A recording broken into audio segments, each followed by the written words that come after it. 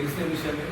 నరేంద్ర మోడీ గారు ప్రధానమంత్రిగా నేటితోటి 11 సంవత్సరాలు పూర్తి చేసుకున్నటువంటి సందర్భం. 11 సంవత్సరాల కాలం లోపల నరేంద్ర మోడీ గారి హయాం లోపల ఎన్నో అభివృద్ధి కార్యక్రమాలు భారతదేశంలో కూడా నిర్వహించడం జరిగింది. మీ అందరికీ తెలుసు, ఇవాళ భారతదేశం మొత్తం మీద నరేంద్ర మోడీ గారు సుమారుగా 1300 రైల్వే స్టేషన్లను 1000 కోట్ల రూపాయలతోటి ఈరోజు ఆధునీకరణ చేయడం జరుగుతుంది. దాంట్లో భాగంగా ఈరోజు మనం అందరం ఒకటి గమనించాలి, తెలంగాణ లోపల 40 రైల్వే స్టేషన్లను ఈరోజు ఆధునీకరణ చేయడం జరుగుతుంది. దానిలో ముఖ్యంగా మన జనగామకు సంబంధించి మన జనగామ రైల్వే స్టేషన్కు 100 కోట్ల రూపాయలు శాంక్షన్ చేసినటువంటి ఘనత ఇలా కేంద్ర ప్రభుత్వం నరేంద్ర మోడీ గారికి దక్కింది. 25 కోట్ల రూపాయలు వెంటనే శాంక్షన్ చేస్తే ఇప్పుడు పనులు మన జనగామ జిల్లా లోపల మన జనగామ జిల్లా కేంద్రంగా రైల్వే స్టేషన్ ఈరోజు అభివృద్ధి జరుగుతుంది. మరి అదేవిధంగా వారు ఎన్నో చారిత్రాత్మకమైనటువంటి నిర్ణయాలను వారు తీసుకోవడం జరిగింది. మీ అందరికీ తెలుసు, 370 ఆర్టికల్కు సంబంధించి స్వయం ప్రతిపత్తి కాశ్మీర్కు ఉన్నటువంటి 370 ఆర్టికల్ను వెంటనే రద్దు చేసి కాశ్మీర్ అనే ప్రాంతం భారతదేశం లోపల అంతర్భాగం అని ప్రపంచానికి చాటి చెప్పినటువంటి వ్యక్తి ఈ రోజు భారత ప్రధాని నరేంద్ర మోడీ గారు అని చెప్పి ఈ సందర్భంగా నేను గుర్తు చేస్తున్నాను. మరి అదే విధంగా మీరు ఒక్కసారి ఆలోచించినట్టయితే 150 కోట్ల మంది ఉన్నటువంటి భారతదేశంలో 140 కోట్ల మందికి ఆరాధ్య దైవమైనటువంటి శ్రీరాముని మందిరం ఈ రోజు చాలా ప్రభుత్వాలు చెప్పినాయి. శ్రీరాముని మందిరానికి సంబంధించి మీరు ఇట్లా ఇటుక ముట్టుకున్నా కూడా భారతదేశం లోపల రక్తం ఏర్లై పారుతుందని చెప్పి అనేక పార్టీలు మరి హేళన చేసినటువంటి సందర్భం. రక్తం చుక్క నేల మీద పడకుండా ఈ రోజు 140 కోట్ల మంది హిందువుల మనోభావాలకు అనుగుణంగా ఇలా రామ మందిరాన్ని నిర్మించినటువంటి చరిత్ర ఒక్క నరేంద్ర మోడీ భారత ప్రధానికి దక్కిందని చెప్పి ఈ సందర్భంగా నేను గుర్తు చేస్తున్నా. ఒక పక్క అభివృద్ధి, ఒక పక్క సంక్షేమం.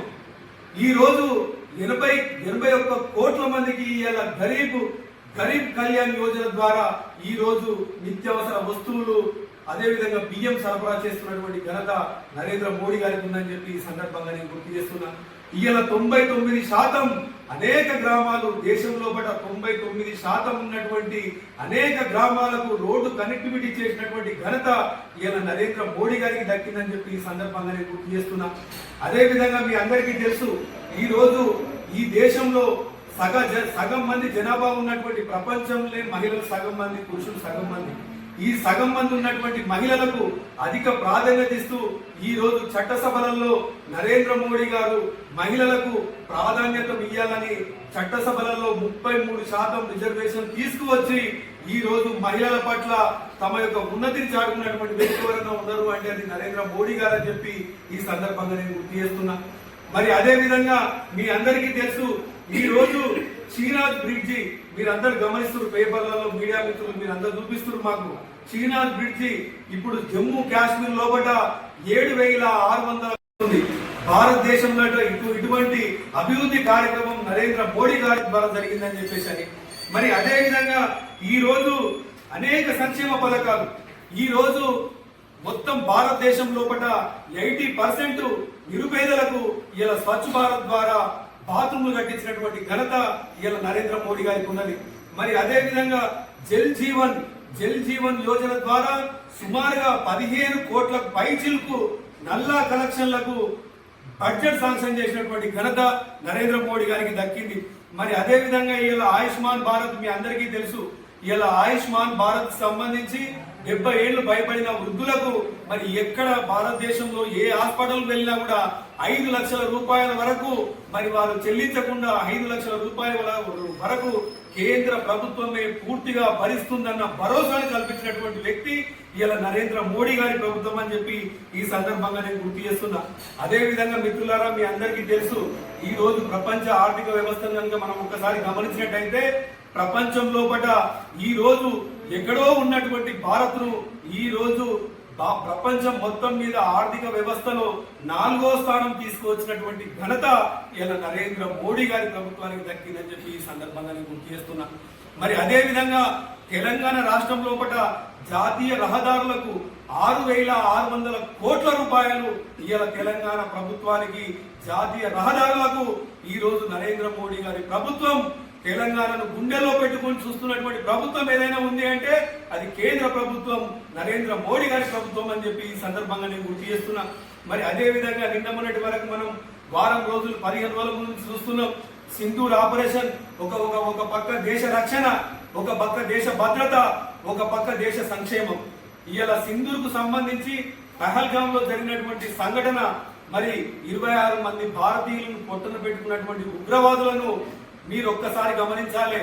ఏప్రిల్ దాదాపుగా ఆ సంఘటన జరిగిన సుమారు కరెక్ట్ 14 రోజులకు ఇదే పాకిస్తాన్ నడి బొడ్డులో ఉన్నటువంటి ఉగ్రవాద స్థావరాలపై దాడి చేసి 14 నిమిషాల్లో దాడి చేసి మొత్తం మట్టి కరిపించి నేలమట్టం చేసినటువంటి చరిత్ర ఇవాళ నరేంద్ర మోడీ గారి చరిత్ర.